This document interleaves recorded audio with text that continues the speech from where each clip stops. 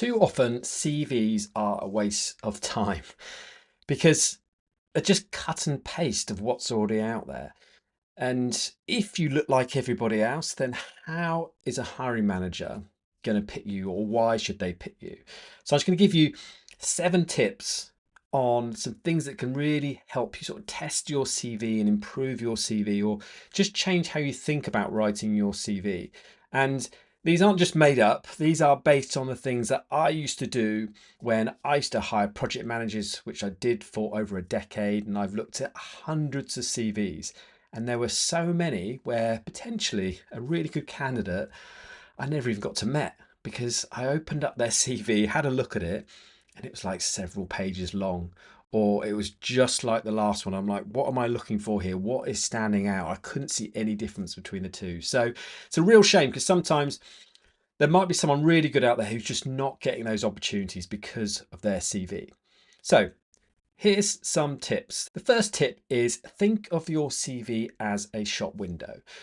Because if you're walking down the high street and you needed some trainers, and at every single trainer store, there were several of them back to back, and they all looked exactly the same.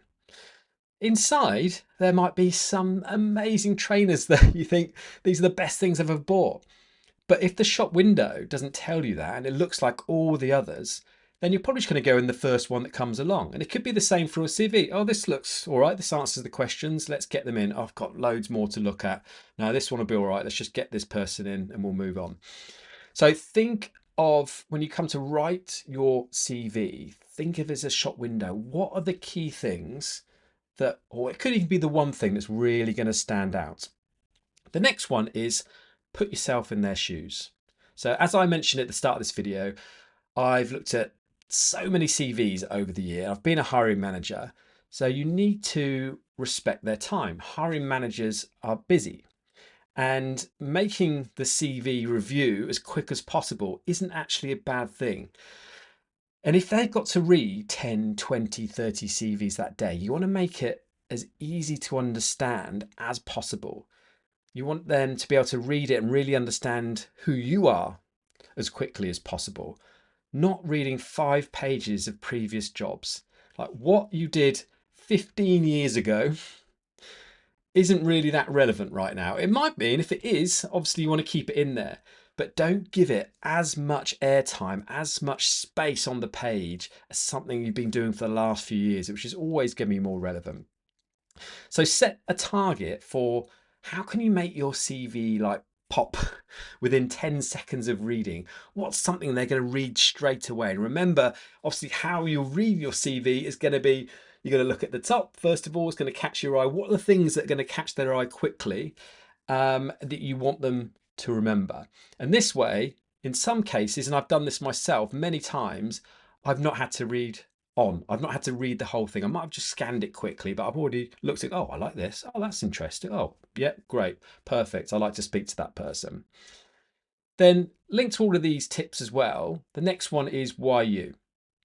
So, what is that one thing that you can share that will separate you out from the 99% of all the other PMs who are applying for this job? And if you're a project manager, here's a quick tip. It's not that you deliver projects on time, on budget, and within scope. Because again, I've seen CVs like that make all these really big promises and they just don't sound very achievable. I've worked on all sorts of projects, I've managed project teams, and making all sure all of these three are always 100% bang on is not very likely, because things change a lot on a project. And sometimes changing the scope is not a bad thing. Increasing the budget is not a bad thing. Increasing the time is not a bad thing if it's done for the right reasons. And it won't make you stand out. So think about, what is that one thing that you could add in there that's going to make them remember you, that makes a connection with them. And quite often, that could be something more personal about you. If there isn't something work related, you can put in there. And typically, everybody puts the hobbies right at the bottom. But is there a way that you can incorporate a really interesting hobby you might have, or something that you normally talk about at the bottom of the CV, and bring it into your work life? That could be a lesson that you've learned from it, or something like that. The next tip is make it readable. Yes, bullets simplify and work well for some content, but could you try telling mini stories so they're easier to read? And then ensure each story flows to the next, because you can tell great stories about your experience, about what you've learned, about what you do and what you've done.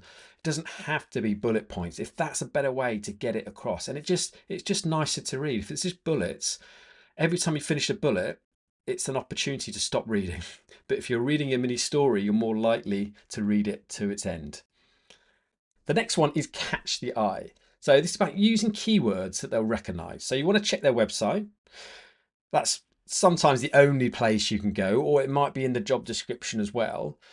But if you have keywords in there that they'll recognize, they're more likely going to read it, but also subconsciously more likely going to think, oh, this person can do this. Fantastic, because they're seeing things that they recognize.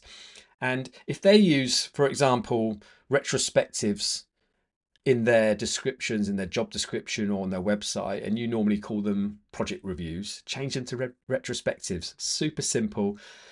It just gives you that little chance that they're more likely going to connect with your CV. And you might want to think about using colors or font sizes. Obviously, the larger the font, the more likely the eye will go for it. If there's something you really want them to remember, that one thing, then maybe you do want to make that a larger font or a color.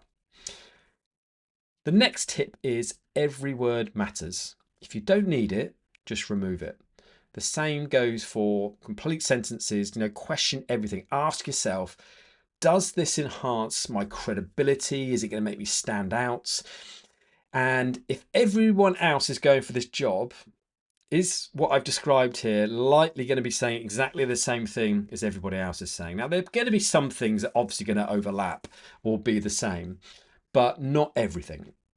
Now, the final tip is A/B test it. So A/B testing, if you don't know, is a way of testing digital products and services by, say, for you have two different home pages for a website and you're not 100% sure the best one to go with. So you can push site A to a group of users, so to like 1,000 of your customers, and then site B to another 1,000, and you see how they react to it and work with it, and it just helps you come up with the best, obviously, homepage to use. And you can, same with the CV.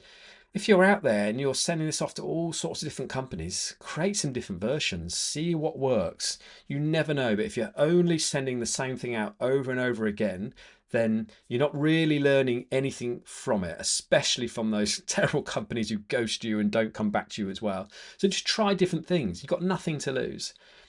Now, that's it. That's the 7 tips. One thing I would say is, yes, I've been a hiring manager and I've looked at hundreds of CVs over the years, but not every company, not every hiring manager is going to be the same. So I'm not saying these tips will guarantee you to get in through the door. But if you're going to take one thing from this video, it's just try and think a little bit differently. Just how can you stand out a little bit more? The shop window analogy is a really good way of looking at it, just to give you that chance to stand out from the other potentially 99 people who might have applied for the same job. Good luck if you're looking for work. I hope you get your next dream job, and I hope these tips help you as well.